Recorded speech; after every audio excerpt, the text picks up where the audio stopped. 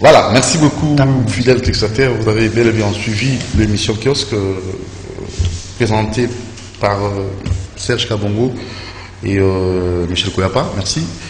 Place maintenant à votre tranche, la matinale. Doudou Montiri est là et toute l'équipe aussi. Réalisation Moron Jambé, coordination Aleka Bongo et José Andia. Programmation Romain Makondala. Je vois aussi Bruno Zinga, l'exploitation et Karine Bébé.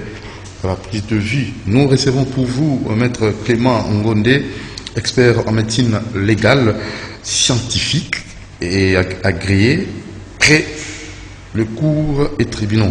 Alors on va avec lui essayer de poursuivre avec le même débat parce que c'est l'actualité oblige, on ne peut pas s'en passer. Toujours ces problèmes de Covid-19. Alors on va plus insister sur les essais. Donc les essais et on verra aussi comment aborder un peu l'évolution de cette pandémie et nous allons croire qu'avec notre invité on va plus vous donner encore de la matière. Si vous voulez intervenir, vous allez nous envoyer un SMS au numéro affiché au bas de vos petits écrans parce que ce n'est pas téléphone ouvert. Souvent les gens tentent comme ça de nous appeler et ça dérange l'émission. Voilà, alors on va très rapidement saluer notre invité. Bonjour Maître Clément Ngonde. Bonjour Monsieur Doudou. Oui, tout marche? Par la grâce de Dieu. Ah, ça c'est très bien dit. Et on va insister sur d'abord l'évolution de la maladie plutôt, excusez-moi. Et après aussi on va insister sur les essais cliniques. Voilà, ce sont là les deux points qu'on va plus marteler. Ça vous intéresse? Très très bien. Comme étant du domaine, bon, je vais faire face à ça. C'est ce que nous faisons presque tous les jours. Parce que j'ai fait la biologie médico-légale et les droits. Donc je suis à cheval entre la médecine et les droits. C'est quoi la biologie? La biologie médico-légale. Donc en fait je suis avocat d'abord, donc avocat, mais je suis avocat dans les droits médicaux et droits du patient. Mais ma formation de base, donc j'ai commencé par la biologie, donc la biologie clinique, et je me suis spécialisé en biologie médico-légale, et qui fait partie de la médecine légale scientifique. Parce qu'il y a trois médecines légales. Nous avons la médecine légale clinique, et la médecine légale thanatologique, et la médecine légale scientifique. La médecine légale scientifique, c'est la médecine légale de la preuve opposable à tous, donc la preuve irréfutable dans tous les domaines. Si vous êtes de la biologie, vous allez faire ce qu'on appelle la biologie médico-légale. Donc, tu es expert dans la matière pour amener, si vous êtes requis par la justice, pour amener la vérité dans le domaine de la médecine. C'est ça. Alors, moi, je préfère qu'on essaie comme ça d'aborder ces sujet en lingala pour les gens de sensibilisation.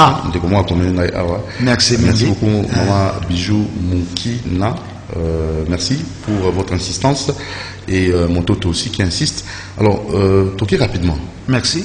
Totali évolution en maladie, déjà 51 cas en cours d'investigation, 111 en bonne évolution et 183 cas. Ça, c'est d'abord les cas comme on a de façon générale, et 20 morts, et nous sommes maintenant premiers en Afrique du point de vue taux de létalité, donc deuxième au monde du point de vue taux de létalité, donc 11% déjà. Alors on a évité comment est-ce que vous jugez statistiques Koyo, et 39 personnes qui sont malades et hospitalisées. Et ça allait, parce qu'il y a comme inquiété déjà, donc premier en Afrique. Pour pouvoir comprendre, les États on va dire premier en Afrique. Ah ben, on a 183, on a 20, tout comme premier en Afrique, nous l'avons gagné. Nous avons un taux de mortalité. Donc, vous pouvez expliquer, pourquoi on a aussi tant que Balobi, vous allez premier en Afrique, du point de vue mortalité, taux de mortalité. Il y a le bani. Vous pouvez dire qu'il y a 20. Mais tout ça, 180, il y a 183 cas. Ouais. Bon, vraiment, que Dieu nous assiste. Parce que surtout, si nous avons assisté, il faut nous assister. Nous avons bakondi, ou des décisions ya malamu, des décisions qui s'imposent, inspirées par Dieu, parce que tout le monde eza mamingi to kende na ba ninte biso misu ba sanfi misu tozoka pasi tala to komi oui pasi bino ba scientifique comment croire c'est quoi Nzambe, Nzambe, non. Dieu est le parce que la maître. science et la religion, des fois, Non, il y a pas à manger. non, bato basala rande na confusion. Nzambe aza likolo ya biloko nyonso pote nzambe mutapesi mutu mayele. Na médecine nzambe apesi ye mayele, na mécanique nzambe apesi mutu mayele. Muna mutaza na adona ye oyo uti pa nzambe. Donc mutu scientifique waza ko croire na nzambe te, waza ko ndima nzambe te. Bon, ça dépend mutu na mutaza na bani na ye nga naza chrétien. Donc tant nazomona pe babilo comme ça passe. Bon, poto ke na mozindo wana. Donc ce balobi, c'est vrai que ils ont paniqué batam babi la première année. Ils allaient na pourcentage. Donc 11%. Donc c'est-à-dire baka obiso tozui 183 na baliwa ndenge na bato oyo bakufi pourcentage eza likolo makasi. Alors mais faut tokende pona nini pourcentage eza likolo makasi, parce que toza lelo na pourcentage comme il comme 11% eza mingi, pourcentage eza likolo makasi. Bon, c'est vrai qu'il y a des efforts, ben efforts ezo salama, mais il y a aussi problème moko ngai naza koloba eza humble, eza à mon humble avis na lobi que toza na problème moko en amont, surtout pour un diagnostic précoce. Vous savez, nanini ndenge balobaka diagnostic ya malamu epesaka traitement ya malamu. Diagnostic ya malamu epesaka guérison. Mais diagnostic ya mabe ememaka na liwa. Vous avez donc elingi koloba te soki mutu ba diagnostiqué ye, ba yebi malade né avant. Prise en charge ekosalama pe avant mutu wana kobika, mais soki prise en charge esami na retard. Ata nini lubaka wane kumbaka mwanzambe nzambe mutaza na moya suka uzomona. Mais biso awa toza na problème ya diagnostic, je dis bien diagnostic biologique. Toza na problème ya makasi parce que tozo ke nanu na prévention, je suis d'accord sur la maboko ndenge pa balobi, mais ba misusu bazo présenter ba symptômes te uzomona. Mais aza maladie soki to koti système moko to sala diagnostic précoce et la systématique des États-Unis. Bon, c'est vrai que les moyens, c'est ça le problème. Oui, les moyens il y en a. Donc, il y a des bisous parce que tout ça les biologiques au bandage 1 ti na sali master na sali spécialisation donc ba inspiration zali na pesa ki exemple moko mona le gaga na beta mbela na lobby projet na zaki na pona Congo central. Ce n'est pas que passer dans un Congo central, mais na Congo central na lengi to na 0 décès. Na pona ni na bagi na chaki stratégie moko boye ko tia appareil moko. Appareil ezali wana appareil ya numération formule sanguine. Ko tia sous ba réactif ya CRP na ba test rapide o ya coronavirus. Pourquoi? Parce que il y a des fois confirmation de ça en retard. Mutu médecin a moni ba signe wana non fona tinda échantillon na inerbe retard wana pas inerbe ça décentralisé la capacité il y a aussi l'examen à batuboni par jour inerbe ndenge zawana même ataba kozwa parce que là maintenant bazolo bela 10 ou 15 même ba commis même na 20 même 50 par jour. Mon frère, tous na province, tous combien de provinces, et puis tous la population boni, tout tika vraiment kota la donne, tout tika okenani, ba test rapide, mais ba test rapide wana, ce qui te combiné en gros, na numération formule sanguine, na CRP, nga na pesa gimbela na bi que ce qui ba sombi appareil, nga na okena Congo central, mais on peut commencer par ici, naza appareil wana naza ndenge na sali schéma nanga, moto ya zanango. Moto a même a eu contamination 2 jours ou 3 jours après na ko dépistango na lobi ke na ko zala na pourcentage moi ya 70% déjà ba ben un diagnostic d'orientation na ko orienter déjà na médecin oh les a déjà kamoro suspect non oh les a diagnostic d'exclusion na diagnostic na bi na diagnostic ya biologie parce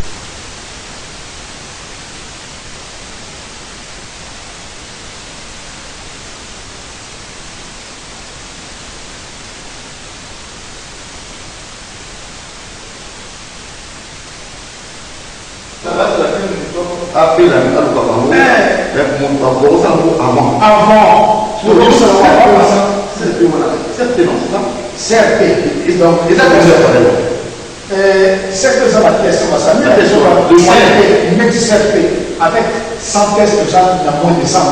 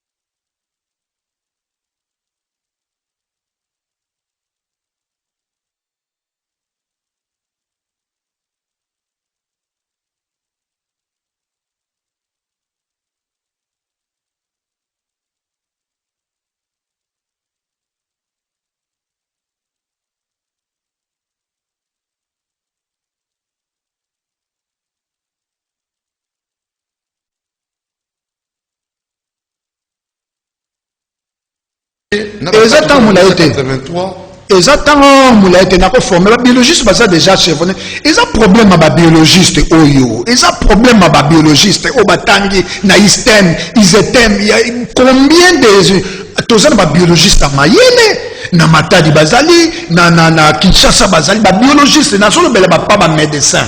Na ça qu'on bela ba biologiste à Mayele Bazali à Ebele. Mais pourquoi on n'a pas associé vraiment des biologistes au Bazali bien formés? Oui, totoké. Ndeko na ngado totoké, mais si ko yonga na za kolanda suswana te, il faut na agir nande parce que nous sommes tous nomades des Congolais. Na kokende na appel de fonds. Oui. Oui, oui, oui. Parce que faut ça. Donc, non. Et comme on peut s'attendre, et comme on peut dire n'importe quoi, alors pour qu'on puisse arriver à faire n'importe quoi. Or, nous sommes régis par une autorité, toute une autorité sanitaire, donc, le problème est en amont dans la matière de la biologie. Donc, diagnostic précoce de la maladie, c'est ce qui cause problème. Parce qu'il est déjà décentralisé. Or, dans le lobby, il défi. Ce qui te pousse, tu commandes un test rapide et test rapide et tu commandes avec l'appareil à numération formée sanguine. Dans le lobby, il y a 5 populations. Dans CRP, tu peux diagnostiquer en donc diagnostic, pas de confirmation, mais diagnostic d'orientation. Comme ça, tu as mon au médecin, à cause de prise en charge et ça avant. Parce que même sur le talent de Konangaï, il y a mortalité na coronavirus te bakaya mortalité mingi na Congo ezaka pona nini yo za journaliste so ke lelo na ba urgence nyo sa hôpital ke yo retourna batu mingi ba na urgence so malade déjà et poussani et s'aggraver ba minga nga pe bazape ba prophète te bazani te ba beta coup de pour mutabika non ba ko sala oyo ya ko mais ce qui mutwana yaki avant munganga akosala nyonso po assoigner ye abikisa ye mais batu mingi ba yaka na ba urgence na hôpital ya l'état ou bien ni parce ils ont problème pe ya mbongo mutem sazobela azo sa neka boto médication na ndako c'est ça le problème aussi azo sa boto médication na ndako tanga sa boto médication na ndako tanga moni ke simbite akepa ya munganga en tout cas étape et ça passe comme déjà une étape pas ya suka yango eza koleka misu baza malade wana baza diagnostiqué mon frère baza diagnostiqué il faut un diagnostic précoce na diagnostic biologique précoce na za ko insister nango biologique précoce c'est ça $12,000 ya pamba et ko sunga déjà ko banga makambo ya CRP wana oui alors on a évité Boss Lutumba on a évité Alita Chamala, PDG honorable, Alita Chamala, a évité. Parce que 1000 Sakari, na baïke ou dans le problème, a évité. N'a évité Claude Maluma, n'a évité les Tétas, n'a évité. Mais là, c'est grave, tu as commis premier en Afrique, sur la carte sub-saharienne, na taux de mortalité. Na Afrique sub-saharienne. Bissot premier. Pour Anini, nous avons 180 cas, Batouakoufi 20. Si vous avez en termes de pourcentage, nous avons 11% à taux de mortalité. Nous avons beaucoup là. Alors, tout ce qui est ça là, nous avons aussi ça makambo. Toyambi, médecin, Toyambi, docteur, Oyazali Bongo, biologiste, la médecine légale, scientifique, il y a 5 pour ça la diagnostic d'orientation précoce. Tout c'est la caractère Kaikoma Nasuka, Kamoko Iko Penza Nasuka, il faut le respirateur, on dit aussi qu'il va pas pour faire. Il n'y a pas moyen de mettre le moyen, Kocha Mbongo, pour tout que vous voyez, pas besoin de numéro de téléphone. Deuxième phrase en bas, on a l'intervalle à une semaine. Passage à l'hypochirurgie, appelle Nazui appelle T. Nazui appelle T. Deuxième passage, c'est un numéro 089 61 56 194. Donc 089 61 56 194. Bon, au moins, il y a un diagnostic précoce. Parce que main d'œuvre, biologiste, c'est mal la formation. Et on achète ces équipements-là. Parce que tout ça, on a combien de provinces? Tout ça, on a combien de centres hospitaliers? C'est vrai, la gestion sur le plan financier, nous avons comprendre, mais il y a des gens de bien au Babaza. Surtout, par exemple, on appelle ça exemple, parce que nous avons une stratégie pour le Congo central. Nous avons l'hôpital Saint-Pierre. Na Kimpese, nous avons Ime. Na Matadi, nous avons l'hôpital à Kinkanda. Na Boma, nous avons l'hôpital à Bomawana. Na Bisso, nous avons 4 équipements. Na cette évaluation, chaque branche là, donc chaque institution hospitalière, avec 20 000 $, on peut acheter l'appareil au Babengi, appareil, il y a numération formule sanguine, tout sombi CRP, et puis tout sombi test rapide. Tout hôpital Saint-Luc, tout par exemple, tout dépisté pour 500 personnes. Hôpital humain, 500 personnes. On appelle ça Nakaya Congo central. Hein, pour parler de Congo central, parce que j'ai beaucoup travaillé sur le Congo central. Tout aussi sur l'hôpital à Kinkanda, 500 tests. Tout aussi l'hôpital, il y a Boma, 500 tests.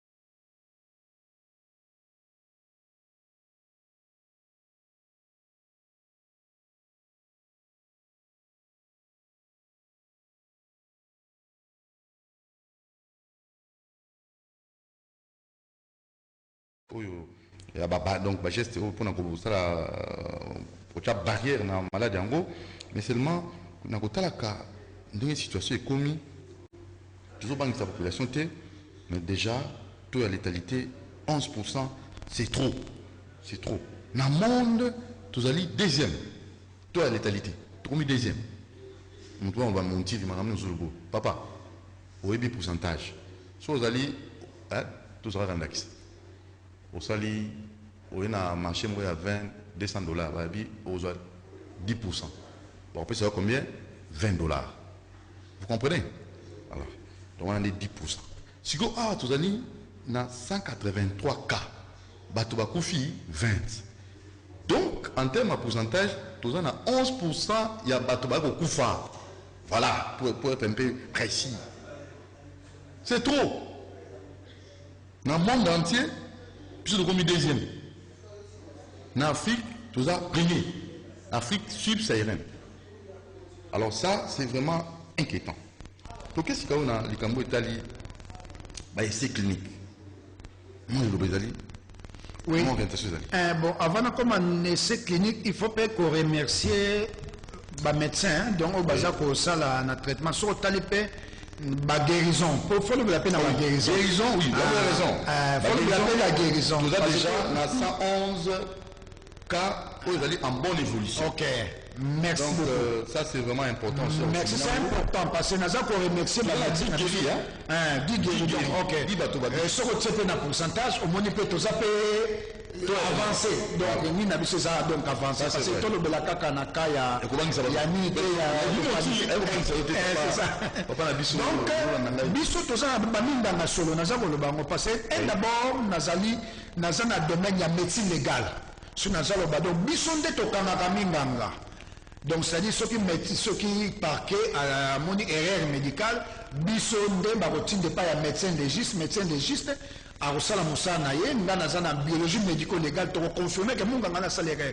Donc, pour le moment, il faut mettre la minga dans la biso maboko, na matière à guérison. Parce que matière à guérison, tu as appelé à toi à l'école, donc tu as appelé à féliciter. Très bien. Tu as appelé à maîtrise. Donc, moi, je peux dire que maîtrise, sur le plan clinique, donc en fait, sur le plan thérapeutique, nous avons besoin de maîtrise. Mais nous avons un problème sur le plan diagnostic. Donc c'est ça. Donc il faut tout ça la nuance. Sur le plan thérapeutique, bravo. Bravo à nos médecins. Nous avons inspiré Bino, nous avons une coordination. Maye Lewana, Eko Tapote, Bobi qui s'est belé. Parce que souhait Nabiso Zali, Batobabi qui est belé. Donc bravo. Sur ces cas-là, bravo. Alors, il y a un guérison pesali 10 et ça déjà paie bien par rapport à un pourcentage européen sur le monde qui est élevé. Merci beaucoup. Bon, tu as un essai clinique. Na bandi to ba polémique les cas qui belé na déclaration il y a professeur Mouyembe. Donc ba moni ba réaction ça m'a qui belé na par rapport Kerabi RDC et les candidats déjà pour na vaccin wana et ça l'a testé awa. Mais na lingena ça la moins éclairage. Photo yeba ce qu'on appelle essai clinique na vaccin. Donc c'est-à-dire que essai clinique, c'est un processus scientifique pour confirmer ou infirmer et confirmer l'efficacité du produit parce que tout ça, c'est ce qu'on appelle la recherche in vitro et la recherche in vivo. In vitro, c'est quoi? In vitro signifie recherche dans le laboratoire. On a recherche in vitro. Alors, recherche in vivo et la recherche ça mananzoto ya moto. Pour qui signons ce qu'on est bimaka, les leçons tout ça na BCG donc vaccin contre la tuberculose et les cas d'abord in vitro et puis les cas in vivo. Donc c'est-à-dire ba ben yango BCG na zo na kaya ya vaccin oyo ya tuberculose BCG. Bacille de Calment et Guérin. Calment c'est un monsieur, un chercheur. Guérin aussi c'est un chercheur français, les deux français là. On va kende ko zo bactérie wana basali sikoyo qui se met un antidote pour lutter contre la tuberculose et pas yamutu. Donc, mais ça qui d'abord recherche wana in vitro, donc dans le laboratoire, bah testa qui n'a pas de souris, eh bien, bah cobaye, bah ça va mine pas bah utiliser, bah mon et puis si, oui c'est bon, maintenant tout mécano pas yamutu. Donc il y a un essai clinique. Alors mais essai clinique wana population est paniquée.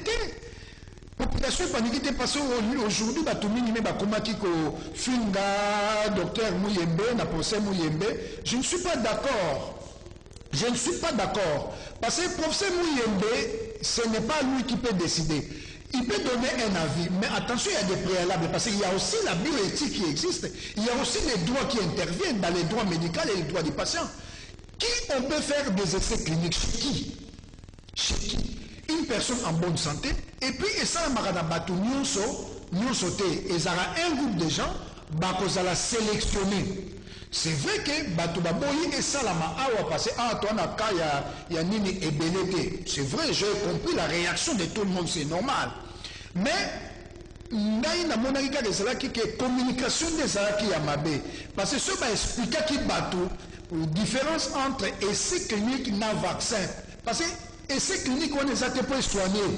Ils étaient pour soigner. Essai clinique on a repéré ils étaient pour soigner. Donc ils allaient pour tester. Et que si m'a pas aussi dommage peut cause là. Alors on devait expliquer à la population que essai clinique ils allaient passer dommage qu'on peut les causes là. Il y a aussi ce qu'on appelle des préalables. sur le plan clinique. Donc, bakotala moto ngo za bonne santé moni ba mais etani na zanango, mais état tant ba injecté et tout. Donc, il y a aussi les droits qui interviennent, les droits médicaux. Donc, ils savent il y a on a le bali que peut-être les communicateurs, il y a c'est pour ça moi il me fait un communicateur. Donc, on a maîtrisé droit médical. Donc, celui les communicateurs, il peut communiquer parce que lui c'est un savonné, savonné na ba réaction non. D'ailleurs, il ne peut pas aussi trop parler. Il faut un communicateur. Il ne peut pas trop parler. Donc, il faut, il faut pas na gouvernement, tout ça, porte-parole, justement. Il faut pas ça porte-parole. Il faut pas na groupe on appelle na yébité na nini s'il y a des juristes, s'il y a des avocats, mais avocat ça est spécialisé dans le droit médical, je ne sais pas. Parce que s'il y avait un avocat qui est spécialisé dans le droit médical, je pense qu'il devait donner des orientations pour NATO, comment passer la population dans Ngongo. Donc, on doit faire beaucoup attention na ba déclaration, donc, pardon, interprétant. Donc, communication c'est important, ça va expliquer. Et vaccin maintenant, ils vaccin, donc, c'est-à-dire, et ça l'a mis déjà. Parce que même les Américains sont empoisonnés, les Africains. Non. Moi je dis c'est faux. Pourquoi ceux qui sont empoisonnés, les vaccins, c'est la vaccin. Et c'est clinique, on n'a pas oui. Pourquoi pas en Afrique? Ok. Donc, ils ont na race. Pour na race. Tous en race noire, tous en race. Toi, on a combien de races? Et race noire ezali kuna pe oui et blanche et banama qui peut kuna et banda qui peut au salama bon na lobité que RDC za la candidat là na pouvoir on attaque le bas parce que mais je sais que ezaka na race ba tala ndenge et quoi agir na par exemple na race noire mais il y a des gens qu'on doit normalement sélectionner et des gens en bonne santé et aussi ma fiche Ezali au Bassina parce que quand il y a dommage corporel aussi la firme qui il faut dédommager Ezali donc c'est dans le droit médical, je suis le défenseur des droits médicaux, je suis le défenseur des droits du patient, c'est mon métier, donc là avant ça la qu'on a quelqu'un ou à la volonté attention. Il y a des conséquences aussi, et il y a aussi, comme il y a des documents que vous allez signer, c'est à votre risque et péril. Mais ma volontaire, bon, ngai n'a dit pas basalam. À vous signer, il y a une consentement. Est-ce que vous pouvez vous assumer d'un témoin d'Ambe? Vous faites ça, ma copie, on a Yambatel. Nous, c'est une émission. Nous, on commune là. Donc, nous, on commune là. Nous, on émission bien. Là, docteur Nabiso, maître Clément Monde, expert en médecine légale. Mais écoutez, ces missions, on dit, bon, de moi, comme il y a ces missions. Bon, émission, c'est les autres. La question, oui, il faut qu'on réponde. C'est que, là, comme ça, les serres, on a un autre. Oui, donc il y a un alumni qui est paniqué. Le but est que essayer aux Salama en Congo, non. Parce qu'on a analysé ma propos, je ne suis pas le défenseur du procès, mais d'ailleurs, on a pour attaquer. Bon, on dit qu'on a bandé normalement pour attaquer. Pour attaquer, on a dit qu'on a pour attaquer physiquement. C'est le choc d'idées. Dans le Bible, c'est clinique et zémo comme sous. Il faut qu'il y ait toujours des personnes pour qu'on fasse les essais cliniques.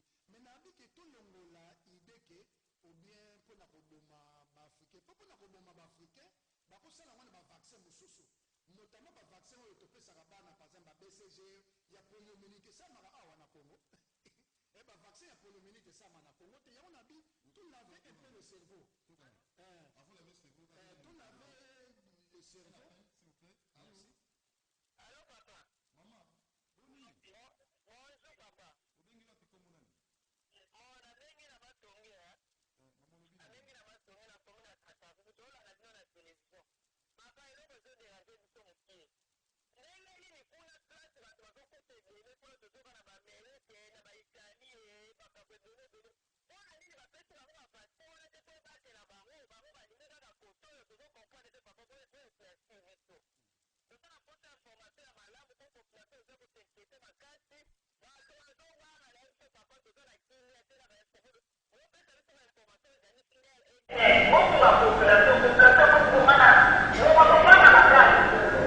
Merci. Merci, maman. Ok.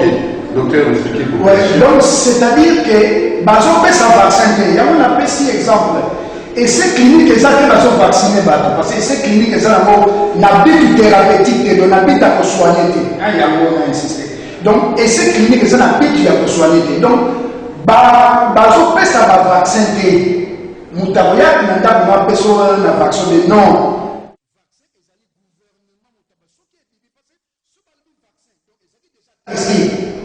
Donc, et cette clinique qu'on a dépassé, on parle de cette clinique dans la vie, dans maman, pourquoi il y a ça de cette clinique? Et cette clinique, souvent, et cette clinique, vous allez m'amener. Et cette clinique, elle s'allait.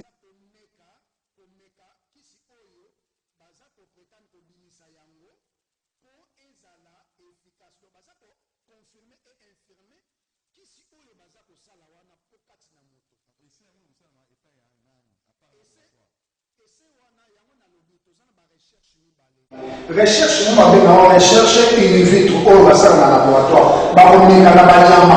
Parce qu'un médicament, avant il faut pas tester pendant plusieurs mois et pas il y a Nyama. Pour Nyama, il n'y a pas de problème. Vous pouvez pas déguiser. Ce qui va vous dire que c'est moins bien dans Nyama. Parce que tout ça, Nyama, nous sommes proches dans le tout. Vous sommes proches dans le tout.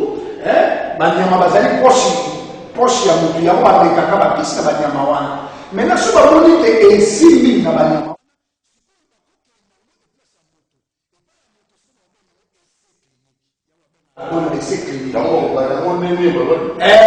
yango nde babaki alobaki ke RDC kozala capital donc en fait bakozala nini mais wani c'est un problème ya gouvernement c'est le gouvernement qui doit décider si ces cliniques wana nalobi bien naza moto ya droit esalamaka ndenge te na moto nyonso te baya kopesa ngo na congolais nyonso jamais et puis eza volontaire nalobi bien ezaka volontaire on n'impose pas ça aux gens dans les droits médicaux que je défends on n'impose pas ça aux gens si on insulte quelqu'un si va imposer moto soki baye koimpose yo benganga nakosaisir à tous les droits ok nako biso tokangamunga wana parce que et ces cliniques elekaka ndenge te parce que 089 61 56 194 donc maman ça l'a paniqué et ces cliniques wana 089 61 56 194 et ces cliniques wana et que ça m'a comme Congo elle a RDC pour refuser dans le même vaccin et ça va dire dans ça les tout mais et qu'on refusait dans le ça dépend il y a législation dans mission tout ça quand même dans la conti il y a santé à wa non même vaccin ça parce que nous dit que le maman dans ça même au sous le cerveau tout le la idée ya koboma parce que ce koboma ba koboma biso na ndenge nyonso na ko le baka ba vaccin ya poliomyélite ba vaccin ya tuberculose wa pesa na bana mwana so ba bote ba pesa ba vaccin de ça va na poto alors si on va pas comme biso ba ko biso na nzela bon les mots en ma grâce Nescuti à l'Obi déjà biso presque la majorité à Congolais ba boza déjà ba ko tsaka ndenge mama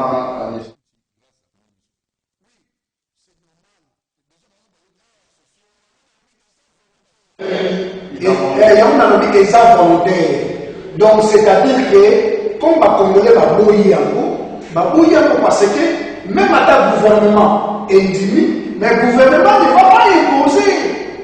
Le gouvernement a pas imposé les vaccins, mais le gouvernement a beaucoup imposer et ces cliniques. Tout ça là, il faut comprendre. Bonjour papa. Oui.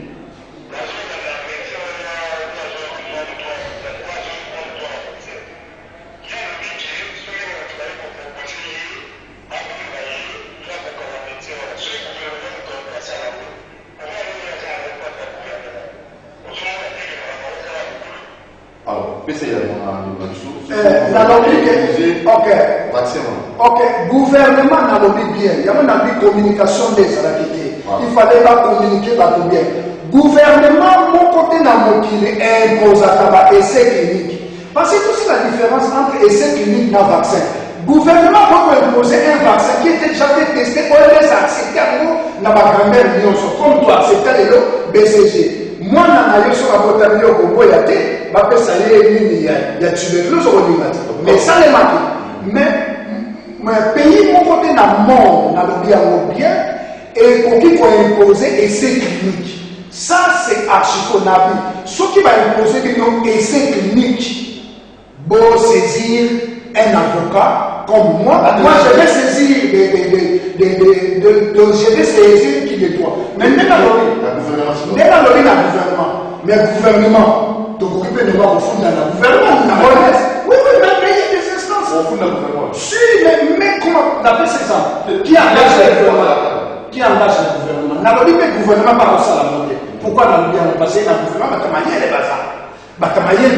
tout ça, il y a des choses où il faut oser. Dans le bien, et pour qui faut ça la bataille? Ce qui est salami, il faut le salama.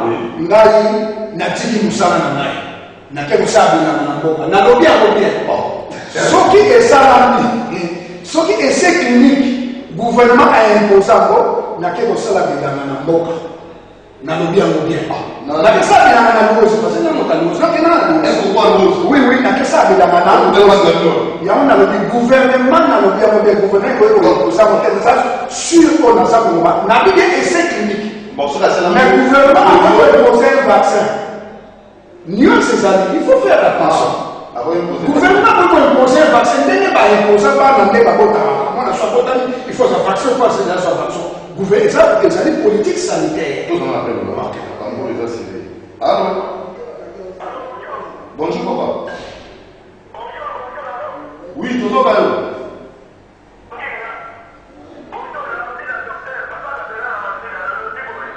Oui.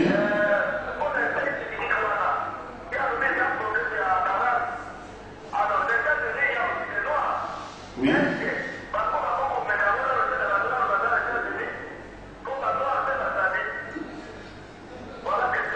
Petit nana fait mon tir à l'États-Unis, mais les petits nana,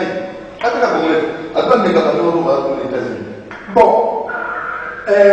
oui, non, c'est vrai. Au moins, il y a tout paniqué, parce que dans le bien, tout ça, président de la République, qui est humain, à ça, tout, et puis à respecter la loi. Parce qu'à aucun jamais, dans le bien, président de la République, à aucun jamais pour ça, la loi, à aucun pour ça, la loi, pour ça, la loi, et David est essai clinique. Donc tout ça, à la part des choses, essai clinique. Parce que essai clinique, pas pour imposer pas pour imposer des actes volontaires. Mais vaccin, on peut l'imposer dans où tu veux expliquer, mais tu pas dans la botanie, si Kababi, vous venez après tel nombre de mois, il faut un vaccin. Ça, c'est qu'on impose. Ça, c'est normal. Alors, le message, grâce à l'Institut, a insisté dans les campagnes de retour, mais seulement si tu as imposé vaccin, quand tu as eu la corona, vaccin imposé à vous, dans les gens au banc d'essai clinique 1.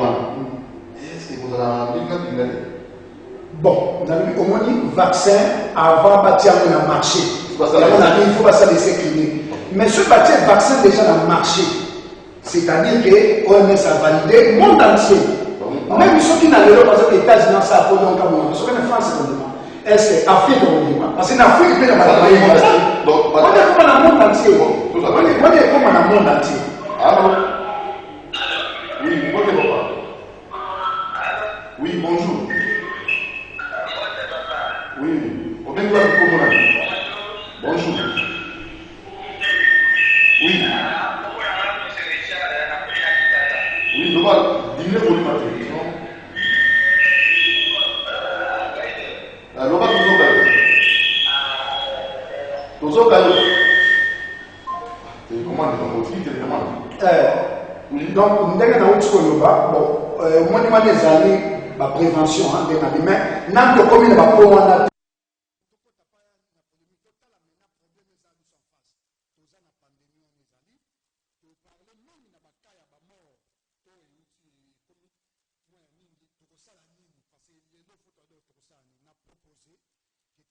diagnostic biologique d'orientation,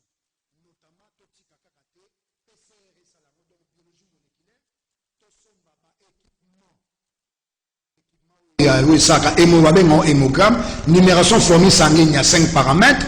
Tout ça, CRP, n'a pas test rapide déjà, en Belgique, on peut commander. S'ils ne savent pas, moi je peux les orienter, on peut commander et comme ça, tout ça, va dépister, ça la même merci. Le monde a été dans la volonté, n'est-ce pas ça la tout toi, ça nango. Ce cas, ça nango, ou bien, babani, non, et bani kobima, bako soigner avant, n'a lobby bien que. Donc, ceux qui sont diagnostiqués avant, on a plus de chances, il y a guérison. Vous avez matériel, il faut que son bango. Presque dans ce déjà, on a rappelé ce numéro au deuxième passage, dans l'intervalle une semaine, réaction ils ont raté, alors que la Congolais a participé pour la Colocaïté, tout comme 11% à toi létalité, pour la Colocaïté, qui dit ça, pour la premier en Afrique subsaharienne. Alors, rapidement, le numéro de téléphone, 089 61 56 194 089 61 56 194. Donc on a insisté plus parce que même au moni mutuso a une consultation à ça médecin ça la laboratoire non pour médecin soit pour confondre bon na boîte na laboratoire na ligne sur la précision d'abord dans laboratoire il y a une INRD. OK, si on a laboratoire bazo que na laboratoire ni pour na dépistage précoce na bien dépistage précoce avant donc avant confirmation donc c'est-à-dire diagnostic d'orientation. Il y a un abonnement biloko on a OK, je peux savoir sur l'orientation. Ah, oh, déjà le médecin va insister pour ne pas confirmer et l'INRB va confirmer. À ce moment-là, le médecin va déjà commencer. Ça rapidement fait. Rapide, rapide parce que les hôpitaux on a fait cet exemple. Ceux qui battent on a Congo central, on a 4 hôpitaux. Awape na Kinshasa, ceux qui peuvent battre on a hôpitaux et belé bazo ça au Félé. Et pour qu'il y ait un moment. Donc comme na souka, l'hôpital va continuer na 10h30 bande Bolandi biso. Ils ont intérêt à Mboka, de comment retourner à Masuba contre Covid-19.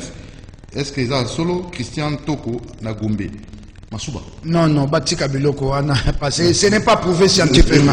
Ils ont prouvé scientifiquement. Ils ont prouvé scientifiquement. Là, j'ai des réserves, hein, donc je ne peux pas confirmer. Ils ont prouvé scientifiquement. Il faut les approuver. C'est vrai que Masuba est joué à Carole, mais ce que ils ont mais pour la corona. Mais quand même, les ça a fait Oui, Masuba, donc, il y a un problème, il y a immunité. Immunité, c'est la réaction anticorps antigène. Si tu fais introduire les antigènes, ça va susciter la réaction des anticorps, tu seras immunisé. On appelle ça l'exemple, il y a vaccin, ou il y a tuberculose, ou il y a injecteur, microbe. Ils allaient bassi, donc microbe est cause à tuberculose. Mais pas. L'embissien et mais présence nango et susciter réaction anticorps parce que dans notre on a ce système où il y a défense les anticorps et réaction anticorps na antigène ou les autres là il y a même pas ça immunité et vendre sur 5 ans ou 2 ans Masuba pe ça mais dans contexte où il y a coronavirus en tout cas là je ne peux pas niveau Masuba non, chaque matin, dès que alors, merci beaucoup, la bande de Kobalandi Bisso. Donc, dans le lobby de Doumonti, la personne, merci. Abonnez-vous massivement à Doumonti TV. Merci à Moron Djambé, merci à Karine Bébé, Alain Kabongo, merci à Bounonzinga, Josie Andia, Romain Makonda et pourquoi pas aussi, bande de Kobalandi Bisso. Le lobby continue à 10h30. Ciao.